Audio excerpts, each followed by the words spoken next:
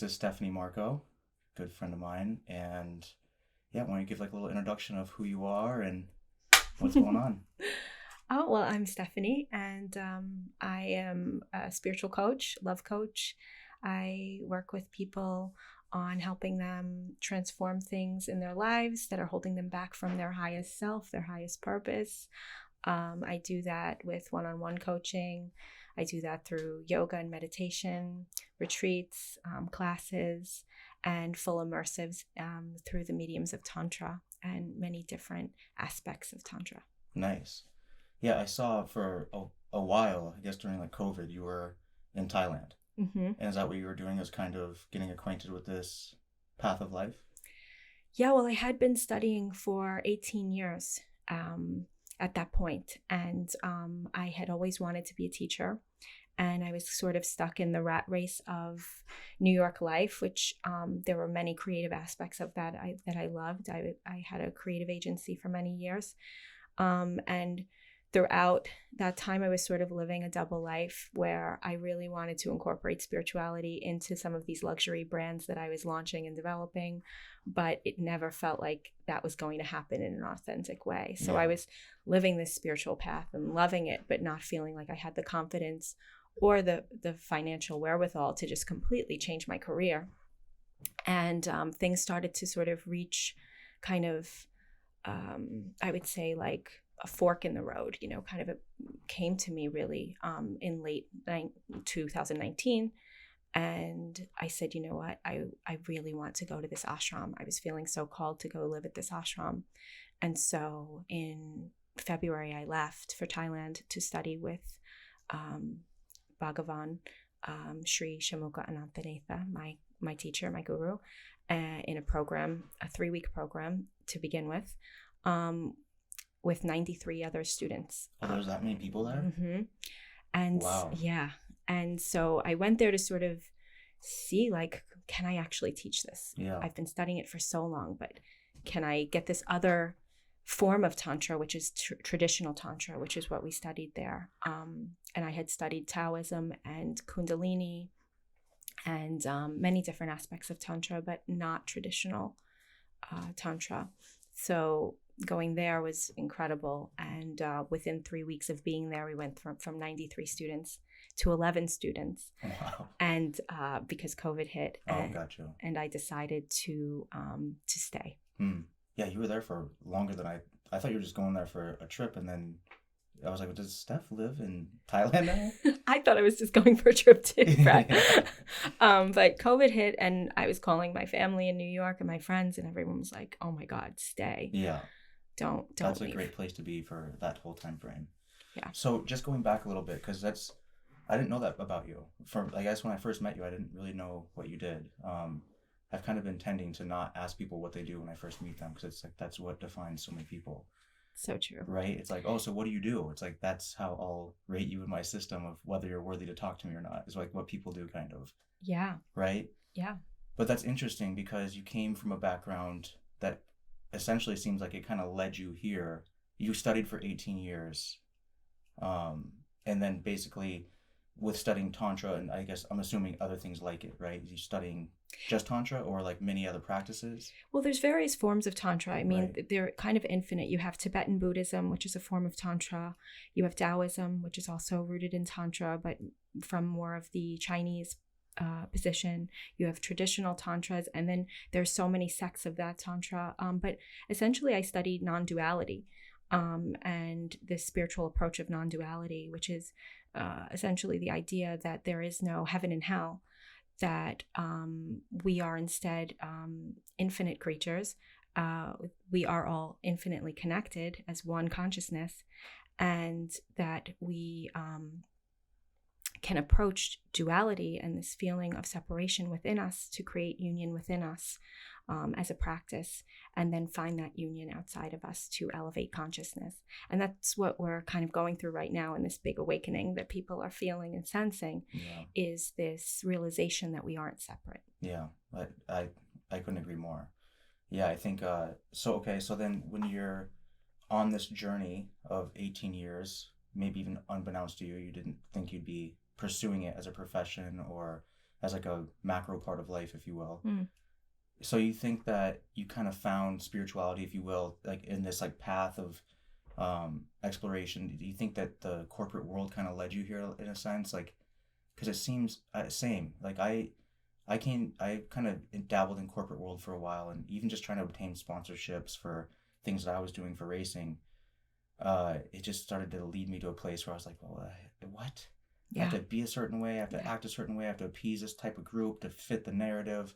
So does it for you? Did that fit, and that's kind of what drove you into this path? I mean, there were so many things, and it really started in my childhood because I was encouraged to go into acting at a very young age. And my personality was very shy. Yeah, you are shy, so that kind of I do have a shy side. You know yeah, me well, but I know and have learned how to also perform, and I like yeah, that I've developed that part of myself, and I do feel that it's integrated as my true self now. hmm, But at that age, when you're a child and you're not accepted for who you're being, the narrative, the internal narrative is, I need to be somebody else to get love. yeah, And so we grow up thinking that that's just the way it is. And we find ourselves in these jobs, in these circles where maybe we love the creative aspect, or for you, like the athletic aspect, the adventurer aspect. But the scene is conformist. yeah, And once we're kind of told that we have to be a certain way to get love or our needs met, we will shut down those true sides of ourselves and not actually be happy in life. And for me, I always sort of felt, when I looked out into the world and to the people who were around me, that they weren't really happy. And I sort of knew that intuitively and felt very called. I grew up Catholic, called to a higher purpose, a higher thing. I remember like laying on the floor in my house, very young, and having this feeling overcome me where I was conscious of my consciousness, where I was like, oh, this body, this house, this isn't everything. I have this other voice inside of me. I don't know what it is. It kind of freaked me out. yeah, But I remember my whole life just, going to church and being in community and in that kind of way of devotion to like this higher power was something very healing, and it felt soothing to me. And I loved like Mary Magdalene and her story, and Mother Mary, and these types of deities who represented something bigger. So I always wanted to sort of learn like, what is that on a bigger global scale? totally. Yeah, that's interesting because I've been finding, I mean, if you go to a Burning Man experience, which I have not, but I know a lot of people that go, and so many people that go are from the corporate world. It's like everybody's so hungry to find out about truth and what is the actual meaning of existence, because especially where we live in the Hamptons, where everybody has everything, or what existentially they seem like they have everything. They have all these material things, but ultimately so many people feel empty. So many people I talk to just are, it's like hell on earth. If there's no heaven or hell, it's like there is a hell, and it can be here on earth if you make it that way. Yeah. So okay, so you're practicing Tantra and the many forms of Tantra, right? So what is Tantra? Because the Western world essentially sexualizes everything, and when people say Tantra, they always get this weird idea of it. So what is Tantra to you? Or Yeah, I mean, it's so many things. And firstly, it's a science. It's a metaphysical science. It's a science of maturing. It's a science of going through the human experience and understanding that the things that are put in our way are meant to elevate us and expand us into the higher souls that we're meant to be. So it's the science of understanding that process and of returning to our true nature. So that childlike essence, that thing that illuminates us.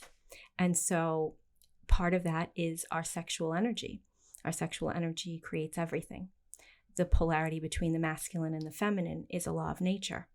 And so when we can understand that masculine and feminine energy that exists within us and all around us, we can start to merge with that and use that as a tool for our expansion.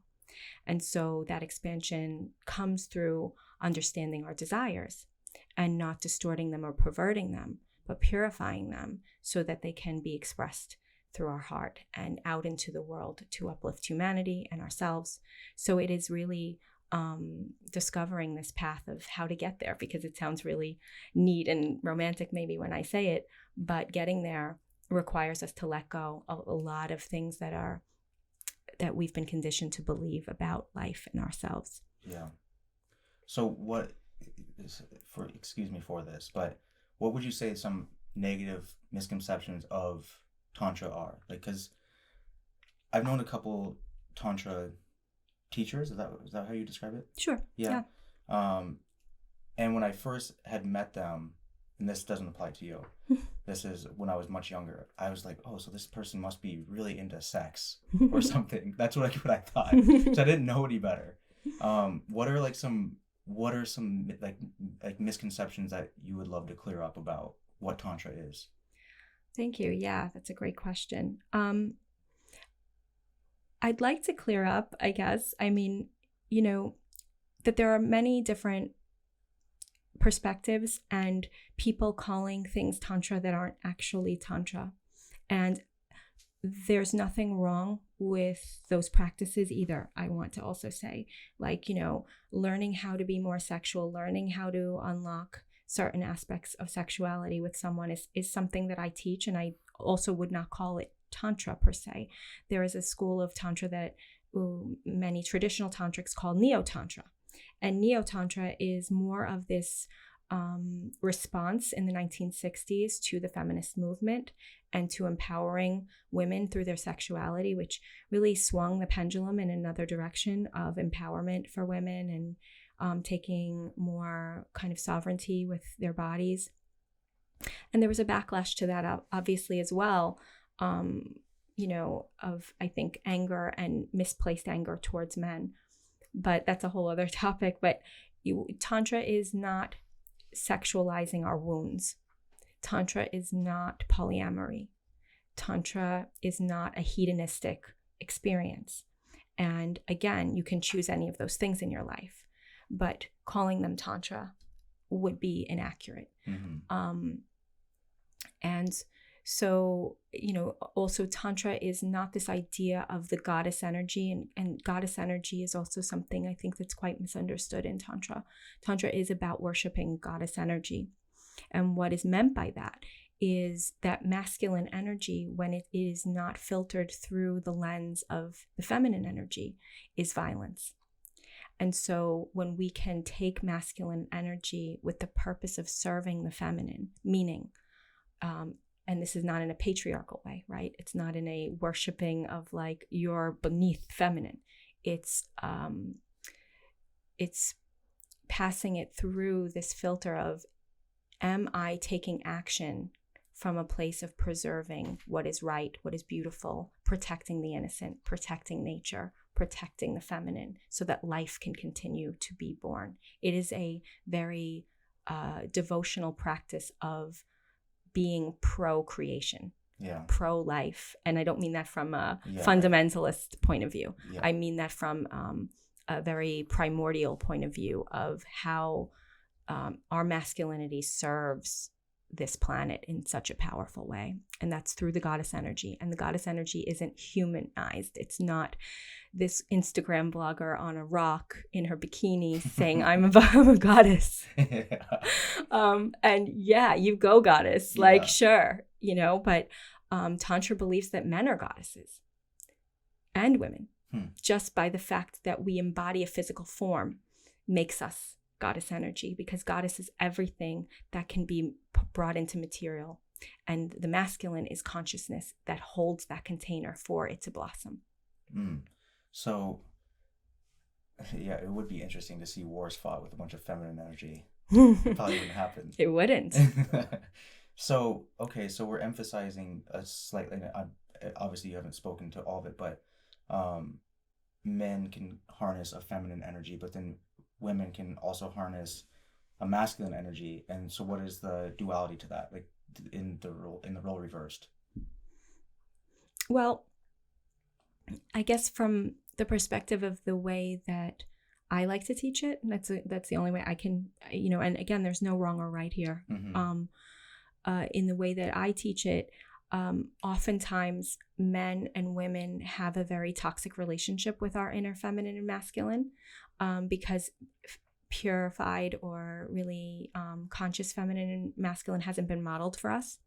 So the way I teach it is to first get over our mother wounds and our father wounds, and to look at how the masculine has been maybe toxic in our lives, and that happens for both men and women, how the feminine has been toxic in our lives, and to start creating our own archetypal language and our own constitution with those polarities. So what is the feminine really in her purest form here to teach us, and how do we use our masculine to protect her in a benevolent way? And then when we have that kind of inner understanding within us, right, our feminine aspects want to express our creativity in the world. Our feminine aspects want to dance and sing and express our bodies. Our feminine aspects want to receive. It's a receiving energy. Man, I'm so feminine, I'm realizing. You are. Yeah, I think I am. You are. But you also have a really incredible container that you create for your feminine, right? You create all these structures. You create a business. You created homes, literally, foundations. You have the tools. You make yourself resourced, right? These are all masculine qualities. You commit to this vision. You commit to creating the structure. You're unwavering in your protection of it.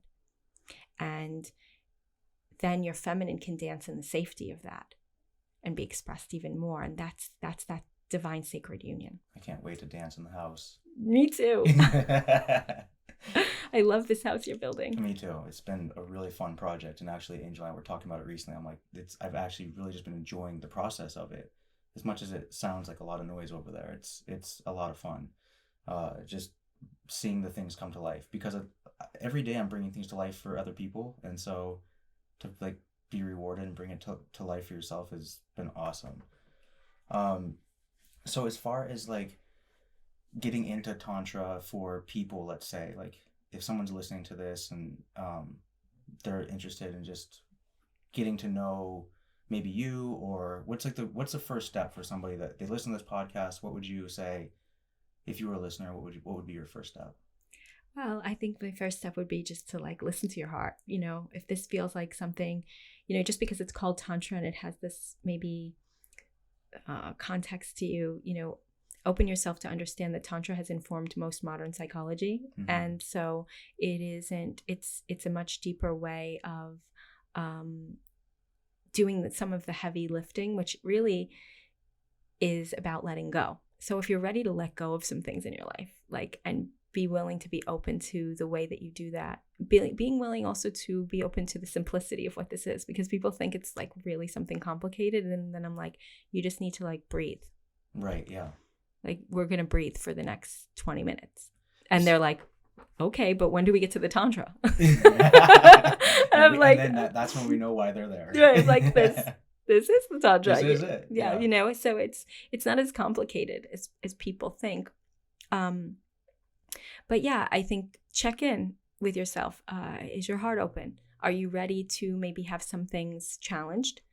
And then I would say from there, it would be a great idea to like book a call with me, talk to me, or to take one of the programs that I have online coming up. I have a few things that I'm offering, so it's a really exciting time for me, and it's exciting time to work with me, because I'm launching so many great programs. The first one I have is a group coaching program online, and I work with men and women separately. I prefer to work with men and women separately in the beginning. So why do you do that? Like, why is it separate to men and women? Because there's a lot of support and a lot of healing that can be initially done within our own brotherhood and sisterhood wounds. I have found in this work that a lot of the reason that many couples in their relationships come into disharmony or lack of polarity is because we are expecting that person to be everything. Right.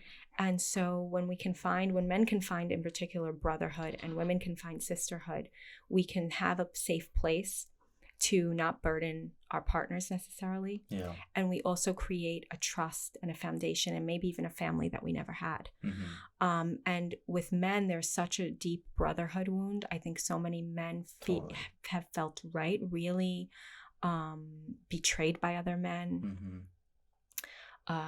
A lot of men are lone wolves, trying to do everything, never admitting to other men that they're weak or that they perceived weak or that they need a little help or support. That's so real. That was me for so long. It's such a big theme. Oh, and once that kind of perished a little bit and went away, my life was forever changed. Because once you do feel a brotherhood, I think that's why so many people are attracted to military or team sport and so on. And that's like the golden egg that comes out of all of that. But it's to have that camaraderie for men is so important, and it's very obvious when a man doesn't have it. Yeah. And it sucks. Yeah. I've gotten to the point now where it's like I see a person like that, and even if it's not like my cup of tea human, I'm like, all right, come on in, let's go. Like, I know you do that. It's like, God, but it's really a lot sometimes, but it's so important. I wish more people did that, and I sometimes I wish more people did that to me too. But it's like everyone comes in due process. Everyone comes in perfect time, it seems. So yeah, I think that's so real about like men brotherhood, and I think for women it's the same but different, right? Mm-hmm. And just to add to what you said, I'm so happy you said that about brotherhood. So many men are so falsely initiated. Right. So if you look back in history, going back to even our tribal times, men were initiated into manhood by other men. Right. And we have all of these false initiations like gangs, jail, the military, right. team sports that initiate men into this brotherhood of, not respecting the feminine, not respecting each other, violence, status, just all types of toxic traits that perpetuate this toxic masculine ideal. Yeah. And when men can go through a more authentic, loving initiation with other men, and to be seen and to practice emotions, to practice feeling on a spectrum and a range of emotions that they were never allowed to be witnessed in, mostly in their childhood. Boys don't cry. Be a good boy, toughen up, get on your white horse and save the day. And just shut up about it, right? That's pretty good, no? And look, being dutiful is wonderful, right? No, right? Like we women are so grateful for that in men. Their ability to be put on that warrior armor and go out there. That is a huge skill for men. And we're not trying to take that away in any way. However, that warrior needs to know when to take off his armor. Yeah. And to accept the nurturing of the feminine, or to accept the nurturing of his brothers. I mean, real warriors stand around their brother while he cries and screams so that he can get back to war. Right? So creating that trust with men, women, like you said, yes, it's different. We have sisterhood wounds that are a little more covert. And have to do a lot, are very rooted in our survival, being pleasing, being pretty enough, being this enough, there being a sense of lack. I speak to Aisha Ophelia, who's a friend of mine, and she has a company called the Girlfriend Manifesto, and she's going to be a co-teacher in my upcoming group program. But she talks a lot about sisterhood, and there really being this kind of primordial wound in all women, because historically for us, we were sort of these cosmic, mystical secret keepers, these keepers of mystery schools, and we would come together and share our knowledge, our recipes, how to take care of the tribe, and we would come together and pray. And when kind of the witch hunting started to happen in early Christianity with the Gnostics, and all throughout history, really this dismantling of matriarchal societies, women were shamed and had to kind of fight against each other for survival. There was a feeling of lack, of you're going to steal my man, you're going to steal my this, you're going to take my whatever, because for us to survive in community, we had to be pleasing and we had to be taken in by a tribe of strong men. Yeah. So there's a lot of wounds that we have to overcome. Yeah, so it's similar but different. Yeah, it's so what about the other way? Like men to women, like does a man ever have like a sisterhood issue? So, definitely. And so that's what I cover in my co-ed retreat. So I like to work with men and women separately and then bring them together in community in a live space to be with each other after having some of this foundational work. And so my group coaching online for men and women is happening November through early February. And then in mid-February for Valentine's Week, I have a beautiful Hearts Immersive with men and women from the 9th of February to the 16th.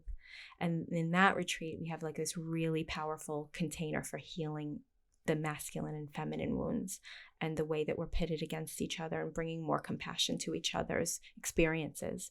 And also, merging with more intimacy in that way, both in the brotherhood and sisterhood still, but then really also men with women and women with men.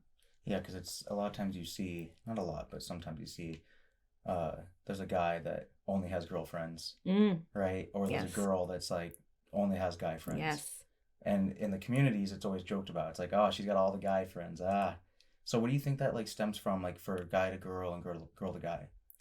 Well, it's usually our wounds.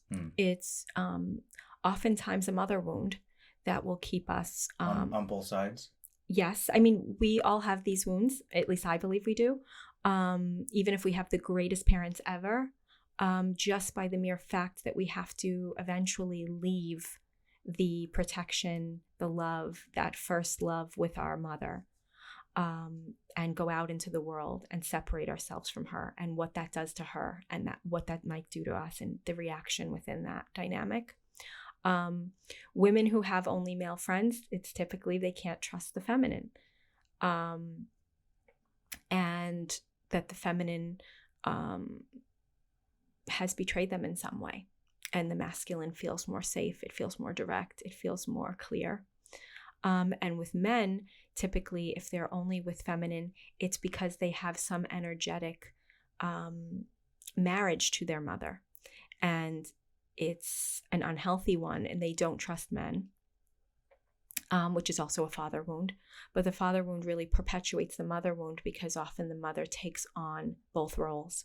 And with men, they really need male examples and models of how to be masculine. And so if a man doesn't experience a proper initiation with his father, if he doesn't see how his father reacts to anger, to love, to running a business, to expressing himself in the world, then he takes on his mother's emotionality rather than having the power to create his own inner feminine. He takes on his mother's wounded inner feminine as his emotional landscape, and it's not his. And what he does is he starts competing with women often in his life, or extracting from women, or only trusting women, because at least he kind of knows that, and he can kind of, he's kind of a wounded emotional woman, so he feels like women can take all of that part of himself. So when he starts to heal these other wounds, he can feel a range of emotions, not feel that the woman is there to extract from for his emotional needs, but that he can maintain his own emotional needs and hold space for women's emotional needs also. I wonder if this is where this aligned with Dan Bilzerian. You know this guy? Mm-mm. The Instagram personality. He's like always got all the girls with him, and he's on jets with them, and he's like, this whole brand is like him and 10 to 15 girls always. Right. I wonder if he'd be interesting to get him into a session and try a little bit. So you're starting, or you have already started a summit. What is a summit, by the way? So a summit is an online event, essentially. And there's tons of different types of summits. You can take a crypto summit. You can take a business building summit. But why do they call it a summit? I'm not really sure. I think it's just, I guess, a way of saying like this is an event that brings a lot of different thought leaders together, typically. All to a peak, maybe? All to a peak of the summit? Yeah, like, here are the different pathways to get to the top. Right. Because, I mean, that is essentially what people are kind of experiencing, at least in my summit. Right. It's so many different thought leaders. We have people who are like mystical crystal healers and people who are neuroscientists, all converging on this one topic of radically honest love. And that's the name of it. Yes. So that's interesting because, yeah, a bunch of different people are all kind of converging, like you say, to one. And is it all the same common interest, or like, do you find like a common duality between everybody where it's like you have a neuroscientist, you have a math teacher, you have this person? Is everybody kind of coming from the same place? Ultimately, that's where we're arriving at. I didn't really know what would happen. All I felt was honestly a personal liking for the messages of each of these people. And I liked their products. I liked their positions. Some of them have been my clients. Some of them I've worked with them. And I feel like in this world of self-inquiry, there are so many ways to get to the top of that mountain. And there are so many people that we need to rely on. And so as teachers, we all have to stay as students. And so I'm an eternal student. And so for me, it was people that I like to learn from. I like their voice. And what I ultimately come to experience is that they're all saying very similar things. And so you have to watch the summit to see what that is. Yeah. But I'll say that, a grand theme is just that we have a lot more power than we realize. It's all inside of us. And we are each here to give a very unique gift to the world. And it comes from being authentically who you are, not who the world tells you to be. Right. And it's getting proven over and over again, not only with just seeing and looking at people, doing such great things in the world when they follow their hearts, but also through the science of measuring how our brains can actually change, and everything in between. So you'll have to check it out to see for yourself all of the different thought leaders and perspectives. But it's my belief, and it is the belief of Tantra, that we are all unique and we are miracles. Yeah. And there is literally no one else in the world that has ever come before you, will ever be after you, who has what you have to give to this world. And so when we can empower ourselves to figure out what that is and to give it to the world, even when it doesn't feel like it's perfect, we will find the tribe that is meant to be around us. We will be in collaboration with the universe to attract that frequency to us, and we can be completely the creators of our own reality. Yeah. Yeah, it's like you say, it's like there's no one that can be like us before or after. But it's like then you take someone like Elvis, and there's so many impersonations of him. But every time you see him up there, you're like, that's not really Elvis. It's like it's close, but it's not quite. Yeah, sure. So it's interesting. Like, I don't really know how to phrase this. So going back to, like, is there a way that you bring this all back to the ad world again, let's say? Because there's so many creatives that maybe start out in their very authentic way, but then the corporate sense and maybe a narrative and maybe a position on social issues changes everything, and then the craft becomes different. So does this, in your, like, where is this going? Does this one day go back to like full circle for you, to where you kind of come back into that with new tools? And that's such a great question. Thank you for asking that. Because I think through doing this summit, I've really realized that I've always kind of known how powerful media is, right? Media is like, goes right into our subconscious, and it can really shape our minds. It can shape us to buy things we didn't think we needed. It can shape us to take so much action, and it's so pervasive in the subconscious. And so for me, I feel very called through having done this summit and through a lot of ideas that I've had, to create a media brand and to bring people with this conscious perspective to more people, because often we can feel really alone on this path, and like, I'm a weirdo. I think that there's something wrong with the world and I don't fit in here. And what a great way to expand consciousness, uplift humanity, and also help people to feel like they're not alone, and that there's some place to go to express all of these things that you want to try out in the world, that there'll be a place where you can be supported. And so that was really my kind of intention, was to first like reach out to people who I kind of needed support from, to be honest. In the beginning of this summit, I was going through a very heartbreaking time in my life, and I just wanted to talk to people who could make me feel like I was sane again, who I knew that my practices and I knew that my point of view was true to who I am, but there are still some things that I'm healing. And that's the thing about teachers. We're all still healing stuff. It doesn't just end. And so when we can create like a space, and I think that's really what I feel called to do, where people can come for healing and where there's a round table where no one's sitting at the head as the master guru. Right. I mean, the biggest thing my teacher taught me was your guru. Like, don't rely on me. I'm not here for you. Like, I can get you to a certain point, but like, I'm not your father. I'm not this benevolent being who's going to just like, baby you. Right. You've got to go and do it for yourself. And so I think empowering people and doing it through the media is a very powerful thing. Yeah, because I could see it being very useful. It's like right now there's so much emphasis in people in the corporate structure bringing in people like Navy SEALs to talk about, their ways of practice and discipline and apply it to the corporate world. And I think that's great and all, but I've always, thought it was curious. Like, for example, out here, and it was kind of funny, but also I got where they were coming from. But they brought in, I went to this like a business gathering, if you will, of like all these different professionals, and they brought in this Indian guy, and he was kind of like talking about, the way of life, and it was like very kind of common sense for me. For everyone else, they're like, oh wow, I've never thought of it this way. Yeah. But it was really funny to see like people are so desperate to bring in a different aspect to help like invest in people and get people to see how they can invest in themselves. In some subset, it seems like a combination of all is good. But does it exist to have like in the corporate world where there's like a Tantra teacher comes into the employees of Walmart or the CEOs of Walmart?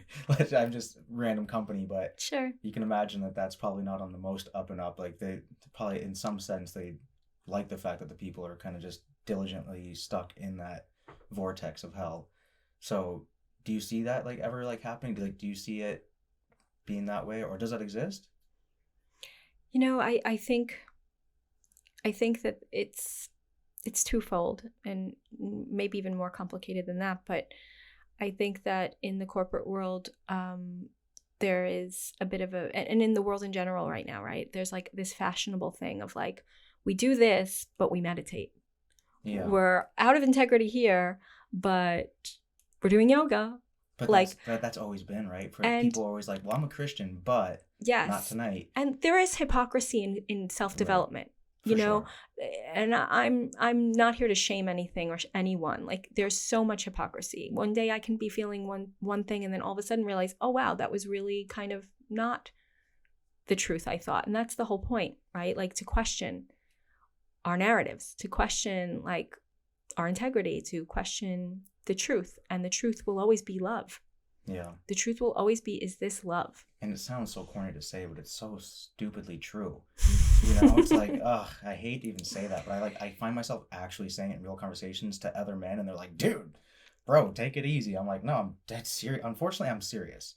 I'm like, love is like the whole thing. Love is the whole thing. Yeah. And it's been just like the feminine, perceived as weak, pushed down, and it is honestly the most powerful force. Which is so weird that it's perceived as weak, because it's actually so hard to do. To actually genuinely, truly love and do things out of love. It's like, it doesn't come easy. No. Yeah, you can say it, but it's not to actually act in it and like do things out of love. Like, let's just say your passion, for example. Like, people oftentimes ask me like, why do you still ride motorcycles? Or why do you, it's caused you so much pain? And I'm like, well, that's basically love in itself, isn't it? But realistically, it's like a passion. It's a deep, burning desire to do that. And I don't think I'll ever stop. Yeah. But it's like, how do you apply that to everything else in life, to where everything you do is out of love, like where you do the thing that you do, like the thing that you do that you love the most. How do you apply that and make it applicable to all of life? I think it's a real trick and dance, but yeah, it's like you said, it's like everything is just, we're constantly learning. One day I have an idea about something and I'm like, oh, that's what I think. And then like not long after, I'm like, do I even think that? Yeah. And what are our ideas anyway? It's like, they're not even really ours. It's kind of strange, right? It's everything. I mean, what you just said is so powerful. So powerful. Because firstly, in order to feel love, we have to be willing to feel everything that isn't. And to be honest about that with ourselves. You know, we need to be able to say, oh, that thought was really not who I am. I've had so many Where of did I those. get that, right? Like Yeah. we have them every day. Yeah. Literally, I'm reflecting every day. I'm like, oh, what an idiot. I can't believe I said that. Well, don't say you're an idiot. Well, it's probably true. Be proud of yourself for doing that. For reflecting on it. Yeah. I mean, it takes so much awareness.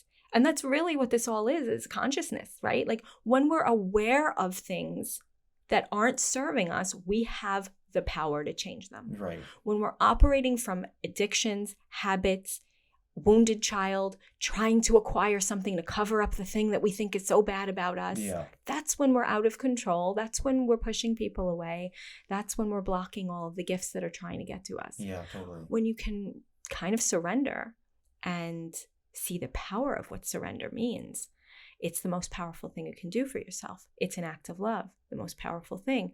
And you can look and say, you know, like, what was going on with me with that person today where I felt like I needed to like show off like that or whatever you did that you're like, cringe.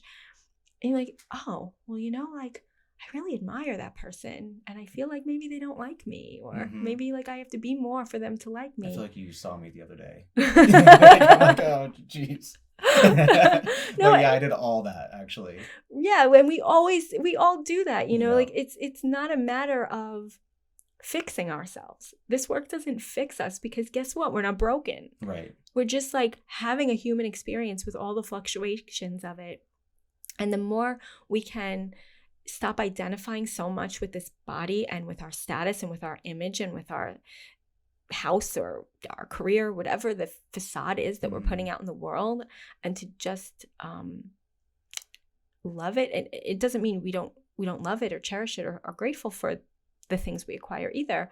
But the more we can be so much more loosely attached to it, the more we give others permission to do that. Right. And we live in a world that's a lot more honest, a lot more fun, a lot more playful. And we stop taking ourselves and our, what I call our special pain so seriously and stop thinking that we're so separate from everything. And this is where non-duality comes in. This is where oneness consciousness comes in. Everyone is a mirror. Everyone is the same. Everyone is going through the same thing. And there is no pain that is more special or more painful than another. And that's kind of can be a hard reality for people because, you know, people will say like, well, what about the person who has no money and they're starving and they don't even know where their next meal comes from? And, you know, compare that to someone in the Hamptons who has like this great house and this great life, but like every woman he dates is using him for his money and he feels utterly alone. Well, you know, maybe that man who doesn't know where his next meal comes from, but has the joy of his community and his family and like is uplifted and is dancing and he's doing his art. Yeah, he has that pain of his some of his needs not being met, but this man who has everything still can't find happiness or feel accepted or loved. So it gives you a bigger compassion, a bigger sense of compassion that we're all doing the best with the path that we have. Yeah.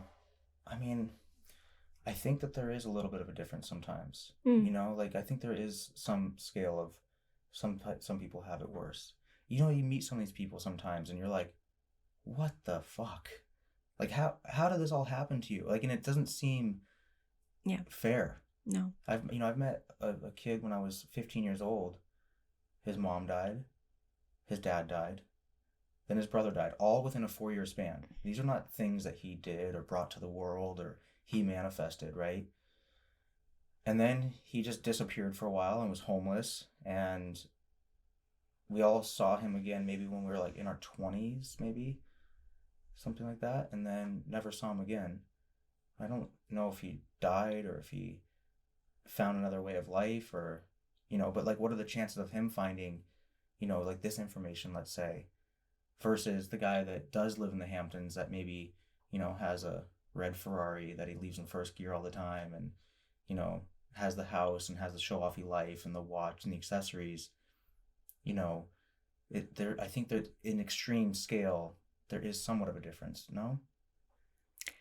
It's a big debate. Yeah. It's a big debate, but from the perspective that I see things, and this is without wanting to in any way bypass or have no compassion for what people are going through. Right. But we just don't know really what the soul's journey is and what someone has come here to learn and how they need to learn that. But that's I think about that, like, what was his, and obviously we don't know. We're all scratching our head on what our own experience is for. Why did I need to learn that today? But what the hell? What is that guy that lost everything before his life even really began? I mean, I guess if he makes it through that, he's gonna, have a great motivational book and a life of all the things he probably never wanted anyway. Imagine the amount of people he can help with the shift of his perspective on that reality. Mm-hmm. And that's really what this work is about. It's not trying to, and it may sound like it, but it's not trying to force positivity into something, but it is to say you have such infinite opportunity on this planet just by inhabiting this body. Yeah. And it is excruciatingly painful to be here in this body for everyone. Yeah. And some of us get an easier life for sure. Mm-hmm. However, what we do with the things that are presented can make a huge difference to the entire world and to our own lives. Yeah. But it does take perspective. It takes an inspiration, sometimes a mentor, sometimes a brotherhood. But we all have the equal power to get there if we're willing to. I guess it's kind of like an extreme accountability thing. It's like if I had maybe information at that time of being 15, I could have accepted that guy into the brotherhood. Versus that kid was kind of he became lone wolf and everyone kind of ousted him. Mm. So maybe it's communal, fault as well, a little bit, like the people that were around him. Like if we were able to spread that message and you knew this at like a young age, when you're 15, everyone's still kind of cruel. Totally. And Brett, you're so loving, just like your last name. I had no choice. Thank God it was loving. Yeah, no? Yeah. I'm grateful for it. But the thing with life that's sometimes really hard to, still, even for me, I know it intellectually, I know it spiritually, but we get really exactly what we're supposed to get. What happens was what was supposed to happen. Yeah, it sucks for him. It's perfect, but you haven't seen him. It may not have. We don't know. Maybe he has a red Ferrari in the Hamptons now. Maybe he's in first gear. Yeah. I'm like, who the hell is that? I'm like, holy smokes, there he is. Let's hope so, and I'm hoping he's enjoying it. And the good news is, like, we get to do it a lot of times, at least from the tantric perspective. We live many lifetimes. We're infinite beings, and we come here to learn lessons, to teach lessons, to uplift consciousness for creating greater worlds. And we have that power, and it's a lot of fun. And also, we have to live this life as though it's our last. Right. And we can, when we look for those tools, we can really amplify our existence very quickly when we live from the heart space and when we really reach out for those things that are speaking to our heart. Yeah. Yeah, it's interesting. So let's say, so what happens like at a retreat or like a physical one? Mm-hmm. So obviously you have the Zoom one, you have like a digital face-to-face. But like what happens at like a physical retreat? Like when you show up, you're brand new, you start breathing? Like take me through like what happens? Well, I work with people in all of my programs in 4 phases. So every journey that we go through together happens in 4 phases. The first phase is the physical. So we tap into the physical body because trauma is held in the physical body. I am a trauma-informed practitioner. So I know how to work with people in a safe way that when things are coming up, that we can diffuse it and not re-traumatize them in that experience.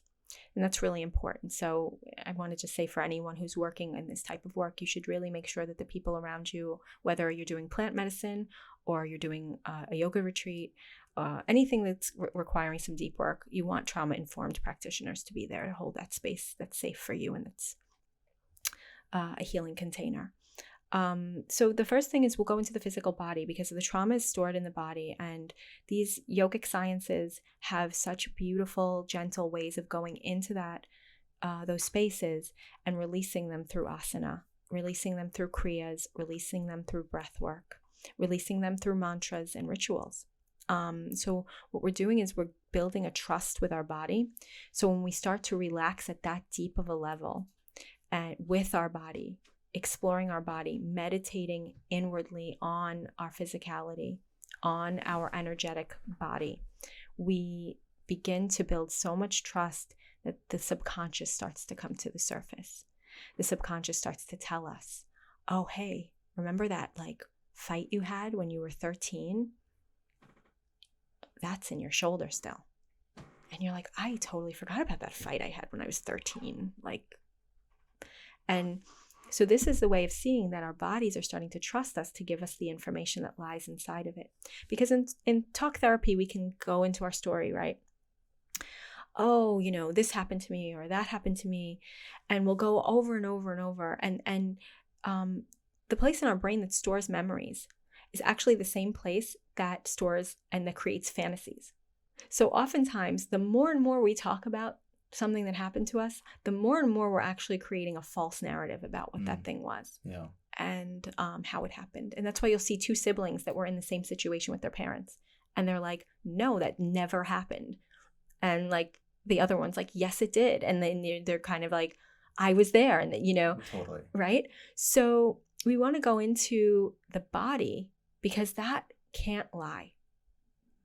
And that is where we actually can move forward from the trauma. Talk therapy is great if you're just like wanting to get things off your chest, and it can be helpful for some people to just orient and even make real what had happened to them. But to really move into the healing, we have to go into the body. So that's the first phase. We go into the physical body. Then we go into the emotional body. We start to releasing through the breath, releasing through different exercises, and doing our shadow work. So shadow is basically all of the things that we reject, deny, and basically disassociate from, and want to be the things that bring us the most shame is our shadow, the thing that we try to cover up about ourselves. Mm-hmm. And so we'll go into doing a lot of shadow work. We'll do a lot of emotional release around our shadows. We'll also have fun with the shadow, doing some, theatrical stuff, naming our shadow, different personalities of ourselves, working with the archetypes so that we can get an emotional handle on why we have certain behavioral patterns based on our emotionality.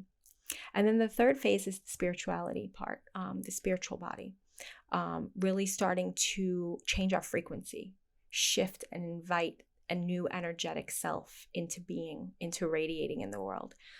We do that through dance, through expression, through sharing, through partnered mirrored work, and we do different rituals. I have a Tibetan Buddhist ritual that we do in all of my retreats. And that's going to help us get into more of a spiritual identity of understanding what love really is, because love isn't always so soft and soothing. Sometimes love is fierce and cutting. I think often, yes. I think for some, only that. And when it's only that, then we have to see how much of that is really love. But right. Totally. We don't want to stay in that forever. Right. And we don't in the retreats or in the work that we do together. And then we move into the sexuality aspect, learning how to use a very clear channel after purifying our bodies, after purifying our emotional states, after letting go of some traumas and clearing space literally in the body. We bring in some of these sexual aspects where we're circulating sexual energy, transforming it from this sometimes distorted or just sometimes just in everyone very heavy energy that wants to be released, and we start bringing it back into the body and circulating it with ourselves and with our partners. And this is particularly important for men.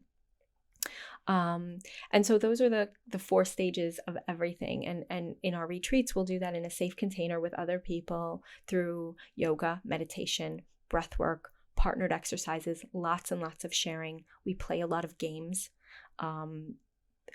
sharing games where you can kind of see how other people are reacting to things and feel like, oh, I do that too. And so there's a lot of that kind of mirroring work. And we have a lot of ceremonies with fires and drums and music and dancing, singing.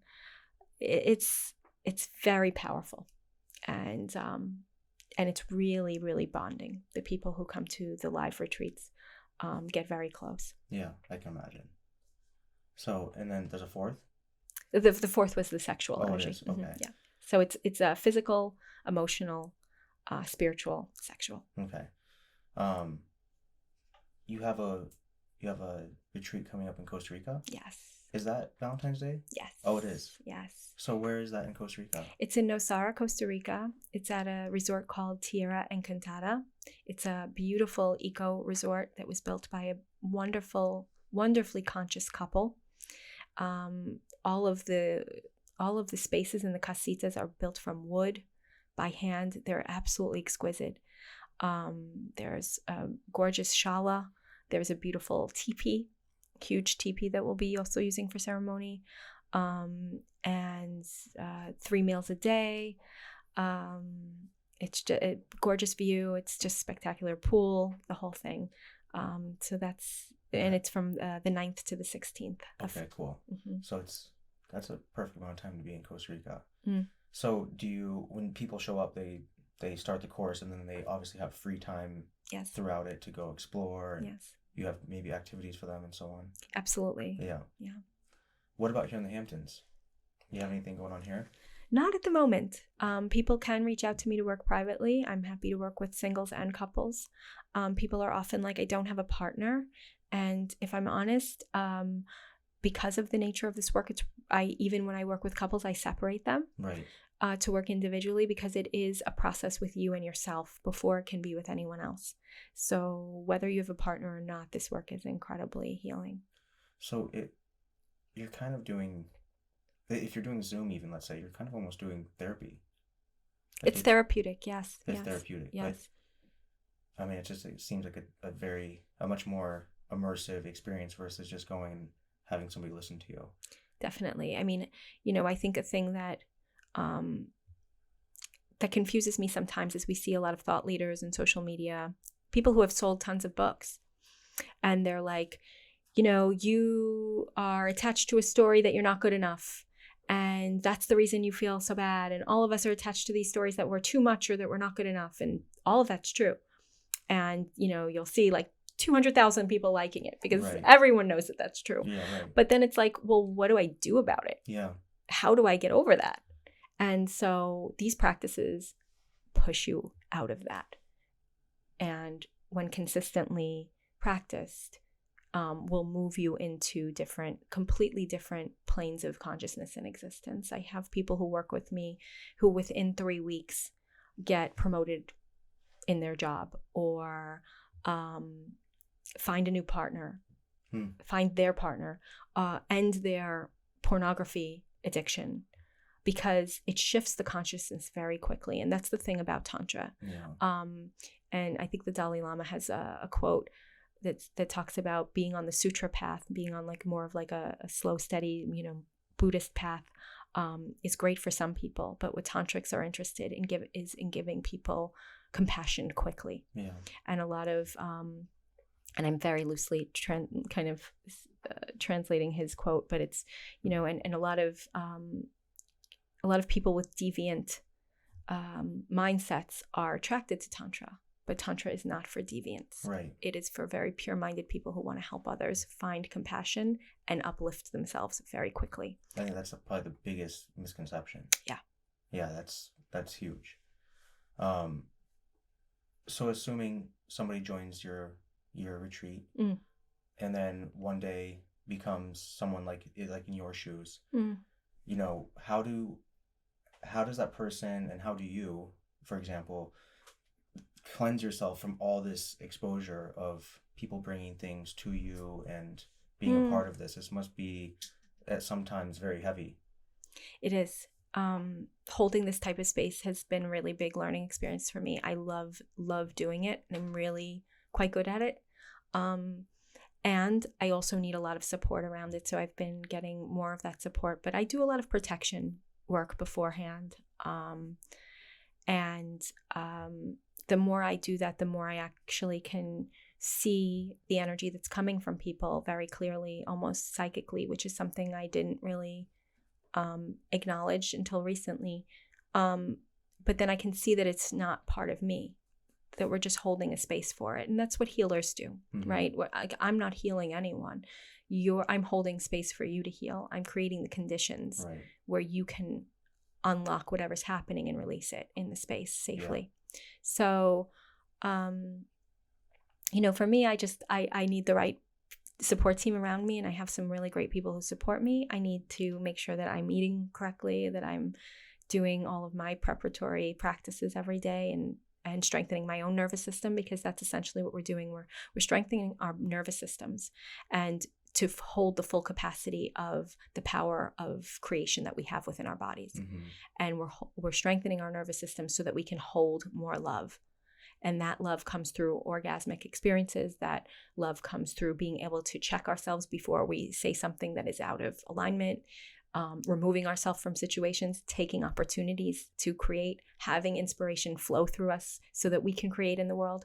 All of this requires a very strong nervous system.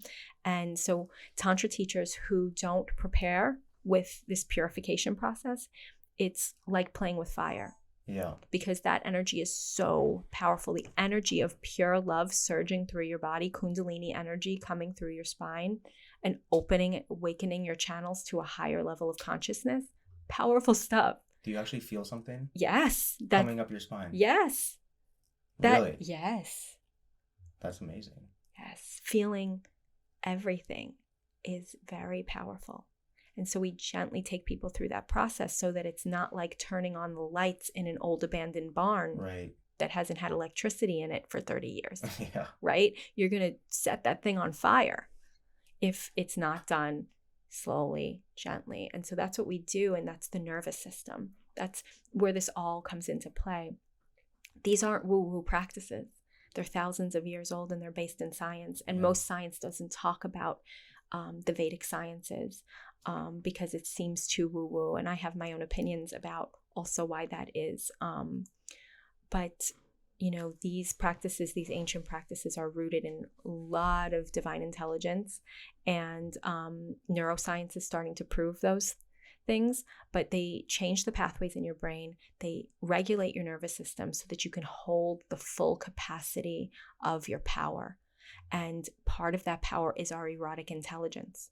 And I talk a lot about erotic intelligence because that's another word that's really taboo. Erotic, triple X. Oh my goodness, right? Like, yeah, right? And like erotic is the source of our innocence. It's our impulse that we had as children that we weren't afraid of because we didn't sexualize it. But then all of a sudden when we start to sexualize things, they become distorted. And the external world distorts that yearning for another person or feeling those feelings of pleasure. We start to feel a lot of shame around that. And that's another aspect of what can hold us back from really bringing our power into the world and really connecting with the people who are our romantic partner, and using sexuality to bring more creative energy, bring more abundance into our lives and expansion, is taking the shame away from those desires and to start to be able to truthfully hold those desires and make them serve us instead of us being slaves to them. Right. Because ultimately Tantra is a practice of self-liberation away from all of the things that enslave us. And our desires are one of those things. Yeah. No, I think that's really powerful. I mean, it's interesting to think about, I know some people that they're kind of almost like, the reason let me just backtrack. The reason I asked you about how you kind of deal with, the energy that you embark upon. It's like people, what people bring to you, if you will. You see so many people that, like, let's just say even during the day, people are like, oh, did you see this on the news? oh, it's so tragic, and it is. I'm not diminishing things that happen, right? There's terrible things that happen in the world. Yeah. But you see it, like they almost take it in, and like their day is shifted from it. And I think it's so interesting to think about that, you know, just psychologically, there's definitely seems to be a type of person that is more prone to just taking on the news, and it affects their anxiety and their emotions, and I see it quite often, you know, and obviously the current state of the world right now is tense, I would say. And this is probably one of the first times that I've actually felt a little bit of tension from the world. Yeah. Generally, I'm kind of like, yeah, this is going on, and I'm kind of in my lane. I'm not dismissing things, but it's just, you know, I don't know how to put it, but I'm not necessarily completely affected by everything that goes on. And maybe I should be in some other level, but I've felt good up until this point. But recently, obviously, I've been like listening to things, people talking about like nuclear war and all these things that like seem plausible a little bit. But I've been seeing people very affected by it. You know, like when I meet on a job site with other business owners and they start talking about it, they're just like, this is it, it's here. And I'm like, holy shit, like, I don't know. I mean, I don't know anything at the end of the day, but it's interesting to hear how someone like yourself may deal with, you know, ridding yourself or preparing yourself for some of those things, because maybe those practices, for people that might be listening to this, maybe you're saying, that's me. Like something happens, like, you know, I had an employee, for example, just to kind of make it clear, because I know I'm making it very cloudy, but I had an employee that came to work and he was all bummed out. He's like, oh, well, I saw this accident this morning. And I said, okay. And he's like, yeah, it just ruined my whole day. And I said, okay. I'm like, well, what happened? He's like, did someone die or something? He's like, no, it's just, you know, the guy was, you know, this full grown man. He was like crying, and I could just tell, like, you know, he didn't know where he was, and it just ruined my whole day. And I was like, okay. And I didn't really think anything of it. Well, then the next day, he kind of had like a little bit of like an attitude. So I was like, oh, what's going on? Like, hey, everything cool? He's like, I'm just, you know, yesterday it was really like affected me. Like it was a lot to see. And I was like, okay, like I understand that, like I get it, but like, what do you suggest? I mean, obviously we would suggest they come and take a class and go to the retreat, right? But like, what do you think about that? Like, is there some sort of correlation where maybe you start doing Tantra and like you start becoming more aware and have more like freedom of, or not control, maybe you have control of your emotions a little bit differently, right? You're not ruled by your emotions so much. And I know maybe this is a really bad example, but it's kind of a broad example to kind of say, like, a lot of people are very controlled and enslaved to their emotions. And not that there's something wrong with seeing an accident and feeling pain and sympathy and empathizing with that person. I think that's totally normal. I think you'd be a little bit sociopathic to not. But how do you, like, for example, I don't think that person was the one that was able to be on the scene and not go, holy shit, you're gushing out of your head. Like, you know what I mean? You have to kind of, you know, first responders, they have to be in control of their thing. And I think a lot of people, like those types of people, would be very beneficial to have like a practice that they do to go to work and do what they do every day. And to make sure that they're not having all those arrows stuck in them when they come home, and they just come through the door 15 arrows stuck in them, like, holy shit, I just saw the world collapse. Yeah. So I don't know, maybe you could speak on that a little bit. Yeah, I mean, thank you. There's a lot of reactivity in the world that comes very automatic, because we've been so conditioned to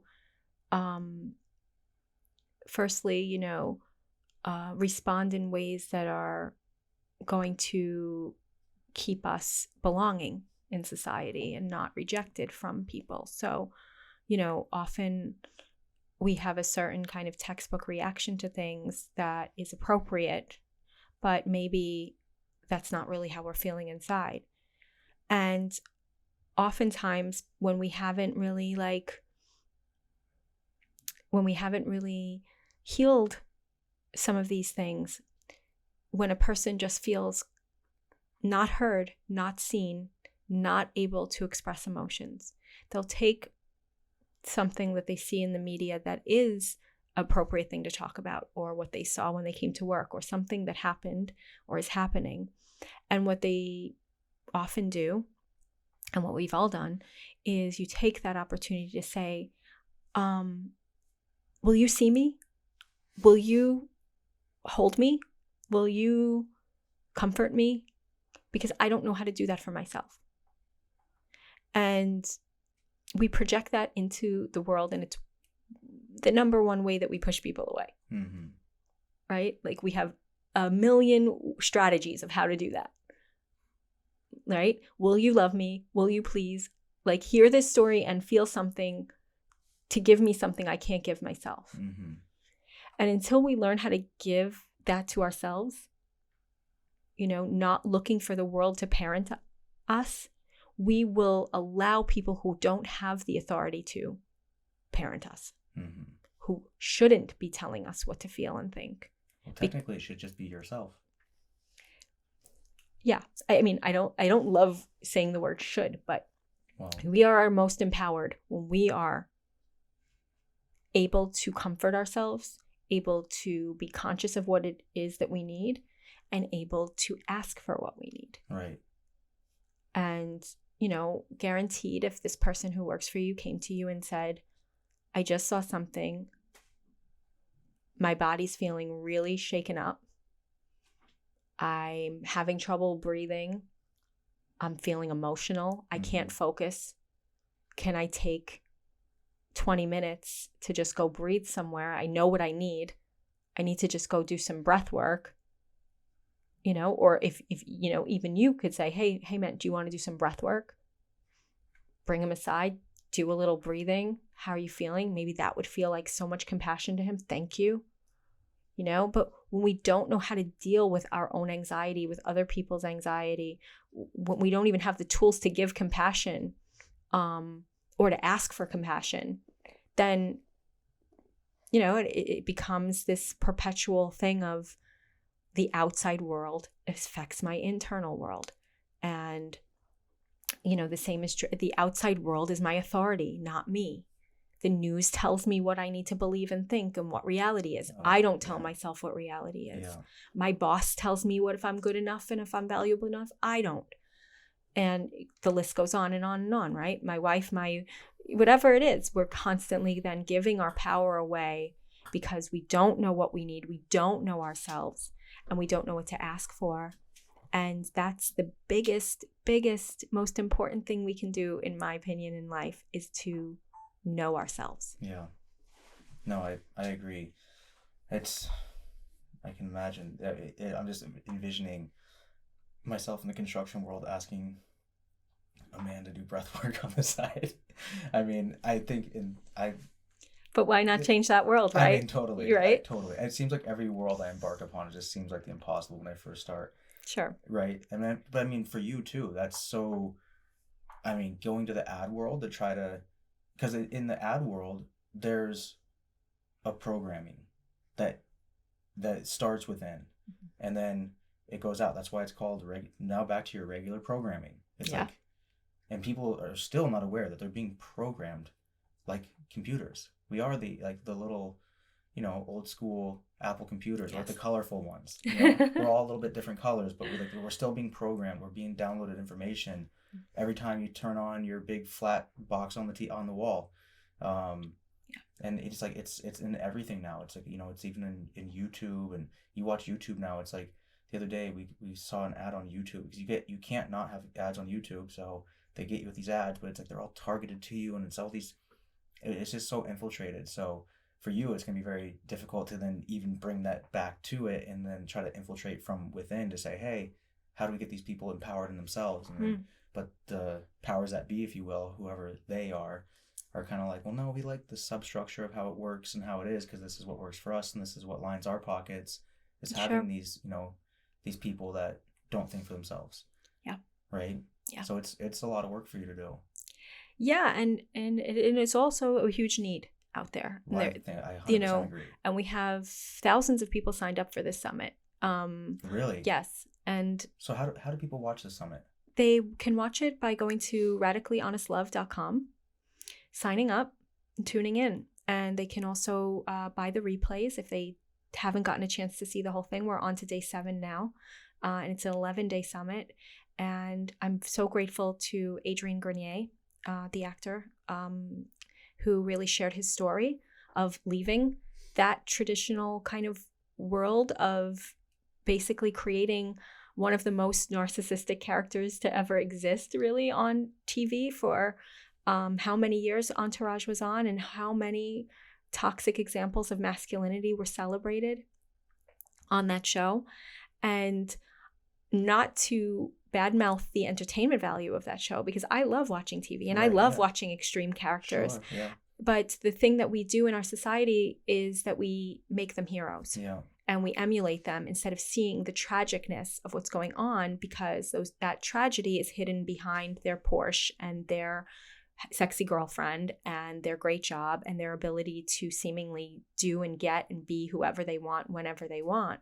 And we, as Adrian says in our interview, we make these people the kings and queens of culture, famous people, that is. So weird. But not really, it's gone on for a long time. And but not that long in the history of the world. True. Yes. It's pretty brand new, actually.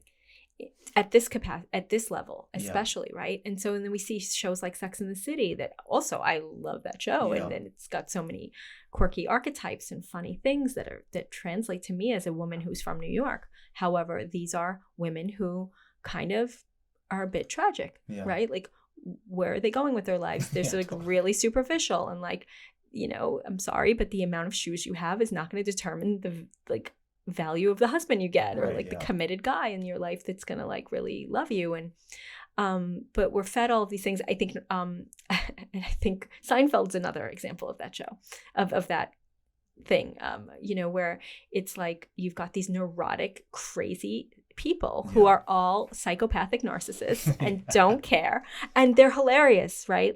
But you see people who take on Larry David's personality and think it's charming and funny. It's charming and funny on the TV show because comedy is tragedy. Yeah. But to be that person in the world because you think being neurotic is quirky and cute and fashionable because it's on TV right now and people think it's funny. It's so funny. It's pervasive. Well, it's like, and I've gone back and forth with thinking if it was built by design this way. It's like, it seems as such, but also I think it is it's the people of, it's kind of like, it goes hand in hand, because like when we're talking about like algorithms and how they build some of these different AIs, it is ultimately giving you what you're asking for. Yes. Right? So you're asking whatever your Instagram feed looks like, or whatever ads you're getting, it is built to be more convenient to you, to give you what you're actually already asking. So in some sense, the people were asking for this. So, and it's this whole way of how the world has been, this is fairly new. Obviously, probably it started with maybe theater in the medieval times or something like that, or Shakespearean plays, and there's always been there's been the gladiators and so on, and then you get to like our modern time, and we've kind of like put these people on pedestals that sometimes I think they probably get there and they go, why the hell are they listening to me about politics? I'm just an actor, so it's a whole other conversation, realistically. Yeah. Steph, this was really fun. I'm really glad that we had this conversation, and hopefully we cleared up any sort of misconception for people. If people want to get in touch with you, what's your Instagram? It's at Steph Marco, STEF_MARCO. Okay, and then if they want to find the Radically Honest Love Summit, radicallyhonestlove.com, and our big website, our big movement is A Love Revolution, so it's aloverevolution.com. Awesome. Well, thank you very much. I appreciate you coming and doing this. Thank you so much, Brad. This was so fun. I love talking to you. Awesome. All right. Thank you.